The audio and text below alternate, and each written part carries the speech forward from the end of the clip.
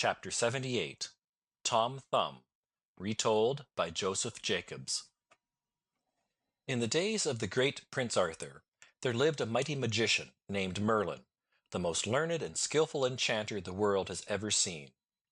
This famous magician, who could take any form he pleased, was travelling about as a poor beggar, and being very tired, he stopped at the cottage of a plowman to rest himself, and asked for some food. The countryman bade him welcome, and his wife, who was a very good-hearted woman, brought him some milk in a wooden bowl, and some coarse brown bread on a platter. Merlin was much pleased with the kindness of the plowman and his wife, but he could not help noticing that though everything was neat and comfortable in the cottage, they both seemed to be very unhappy.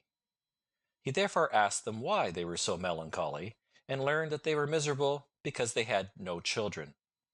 The poor woman said, with tears in her eyes, "I should be the happiest creature in the world if I had a son, although he was no bigger than my husband's thumb." Merlin was so much amused with the idea of a boy no bigger than a man's thumb, that he determined to grant the poor woman's wish. Accordingly, in a short time after, the plowman's wife had a son, who, wonderful to relate, was not a bit bigger than his father's thumb. The Queen of the Fairies, wishing to see the little fellow, came in at the window while the mother was sitting up in bed admiring him.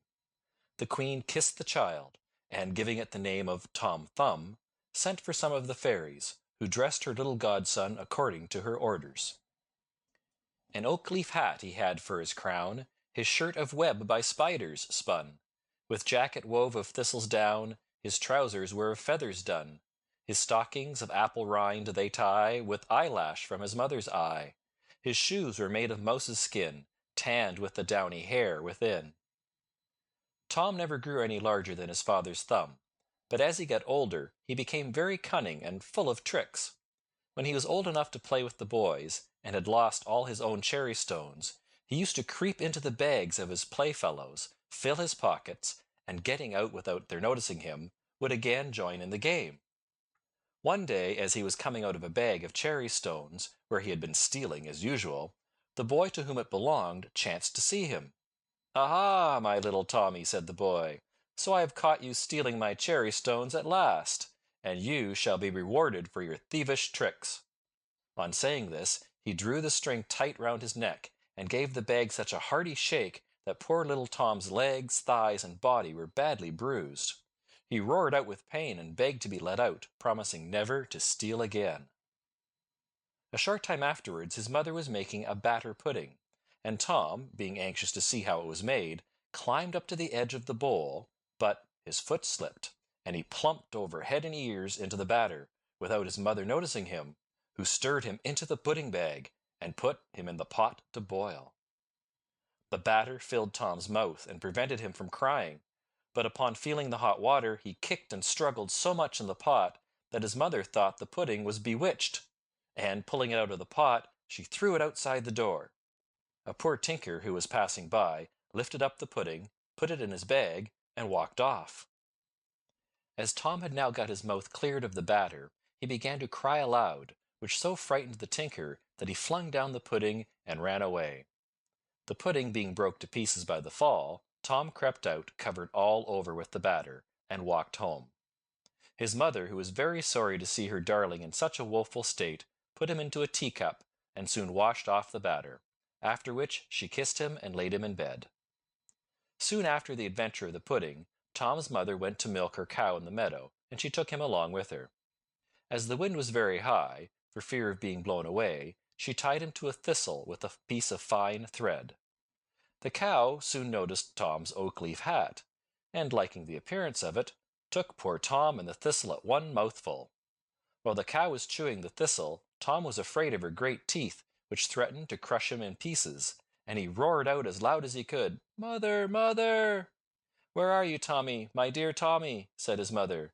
"Here, mother," replied he, "in the red cow's mouth." His mother began to cry and wring her hands, but the cow, surprised at the odd noise in her throat, opened her mouth and let Tom drop out. Fortunately, his mother caught him in her apron as he was falling to the ground, or he would have been dreadfully hurt. She then put Tom in her bosom and ran home with him. Tom's father, made him a whip of barley straw to drive the cattle with, and having one day gone into the fields, Tom slipped a foot and rolled into the furrow. A raven, which was flying over, picked him up and flew with him over the sea, and there dropped him. A large fish swallowed Tom the moment he fell into the sea, which was soon after caught and brought for the table of King Arthur. When they opened the fish in order to cook it, everyone was astonished at finding such a little boy, and Tom was quite delighted at being free again. They carried him to the king, who made Tom his dwarf, and he soon became a great favorite at court, for by his tricks and gambols he not only amused the king and queen, but also the knights of the Round Table. It is said that when the king rode out on horseback, he often took Tom along with him, and if a shower came on, he used to creep into his majesty's waistcoat pocket, where he slept till the rain was over. King Arthur one day asked Tom about his parents, wishing to know if they were as small as he was, and whether they were well off. Tom told the king that his father and mother were as tall as anybody about the court, but in rather poor circumstances. On hearing this, the king carried Tom to his treasury, the place where he kept all his money, and told him to take as much money as he could carry home to his parents, which made the poor little fellow caper with joy. Tom went immediately to procure a purse which was made of a water bubble, and then returned to the treasury, where he received a silver threepenny piece to put into it. Our little hero had some difficulty in lifting the burden upon his back, but he at last succeeded in getting it placed, and set forward on his journey. Without meeting with any accident, and after resting himself more than 100 times by the way, in 2 days and 2 nights he reached his father's house in safety. Tom had traveled 48 hours with a huge silver piece on his back, and was almost tired to death when his mother ran out to meet him and carried him into the house. But he soon returned to court. As Tom's clothes had suffered much in the batter pudding and the inside of the fish, his majesty ordered him a new suit of clothes, and to be mounted as a knight on a mouse. Of butterflies' wings his shirt was made, his boots of chicken's hide, and by a nimble fairy blade, well learned in the tailoring trade, his clothing was supplied. A needle dangled by his side, a dapper mouse he used to ride, thus strutted Tom in stately pride. It was certainly very amusing to see him in this dress and mounted on the mouse, as he rode out a-hunting with the king and nobility, who were all ready to expire with laughter at Tom and his fine prancing charioteer. The king was so charmed with his address that he ordered a little chair to be made, in order that Tom might sit upon his table, and also a palace of gold, a span high, with a door an inch wide, to live in. He also gave him a coach, drawn by 6 small mice. The queen was so enraged at the honours conferred on Sir Thomas that she resolved to ruin him, and told the king that the little knight had been saucy to her. The king sent for Tom in great haste, but being fully aware of the danger of royal anger, he crept into an empty snail shell, where he lay for a long time until he was almost starved with hunger. At last he ventured to peep out, and seeing a fine large butterfly on the ground, near the place of his concealment, he got close to it, and jumping astride on it, was carried up into the air. The butterfly flew with him from tree to tree and from field to field, at last returned him to the court, where the king and nobility all strove to catch him, but at last poor Tom fell from his seat into a watering pot, in which he was almost drowned.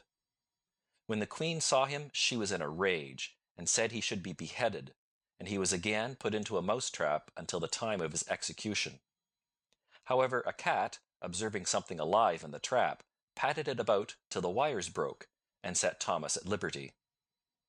The king received Tom again into favour, which he did not live to enjoy, for a large spider one day attacked him, and although he drew his sword and fought well, yet the spider's poisonous breath at last overcame him. King Arthur and his whole court were so sorry at the loss of their little favourite that they went into mourning and raised a fine white marble monument over his grave with the following epitaph: "Here lies Tom Thumb, King Arthur's knight, who died by a spider's cruel bite. He was well known in Arthur's court, where he afforded gallant sport. He rode a tilt and tournament, and on a mouse a-hunting went.